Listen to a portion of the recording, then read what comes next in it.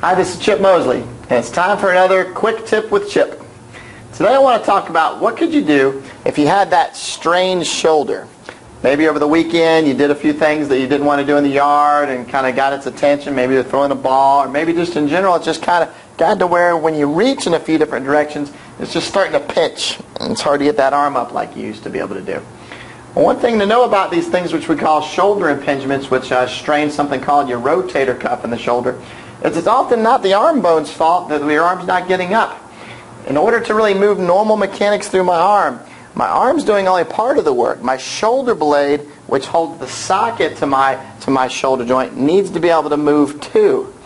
So if I've got a lot of tightness around my shoulder blade, which means maybe I'm stiff through my rib cage and mid-back and so forth around that, what happens is the socket stays still and the arm bone pinches in some of these different directions here. So the real enemy in this case is actually the tightness we see in the mid-back region. So two little tips I like to do on this one is often the twist, but also one of my most common shoulder fixtures is actually going through something we call a leg raise. So this is what I want you to do. First of all, find that shoulder problem that you hit. So maybe it was right there, maybe you feel kind of stuck on that. So take a minute or two if you need it to find that one movement that you could really tune into how that feels. Think about how sharp or how stiff or how uncomfortable that feels and tune into that. And then I want you to get to where you're sitting on the front of a seat. Take one leg, kick it out straight, and then just lift that leg up as high as you feel you can. Look at how high that is and think about what that feels like, and then switch into the other one. And think about which one of those would you call harder than the other. So in my case, I thought my left leg was kind of pinching on me a little quicker than my right leg was. So if that's the case, you're going to try to treat that by exercising through your good leg raise. So in this case would be my right one. So let's say I held it up there. So imagine in this video, I held that up there for about 20 seconds.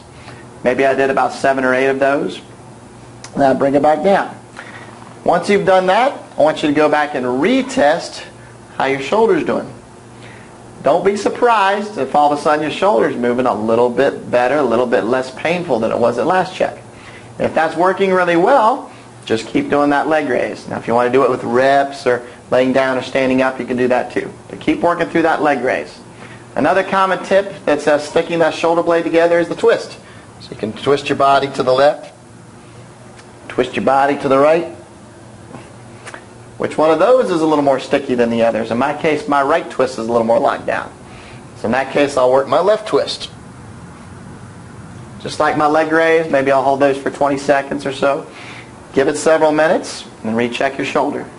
If you can improve that twist by working through that good side through your trunk and that hip by working through your good leg, almost always we're going to see that shoulder is significantly improved. As to why it works and how it works, if you have questions on that, you can certainly feel free to contact me at any of the data you see below on that email. And if you continue to struggle with that shoulder, also give us a call, because we might have some other tips we could do, or maybe we do need to get you in the clinic. But for right now, try those tips out. Tell us what you think. If it works really great, email me too and let me know how it worked.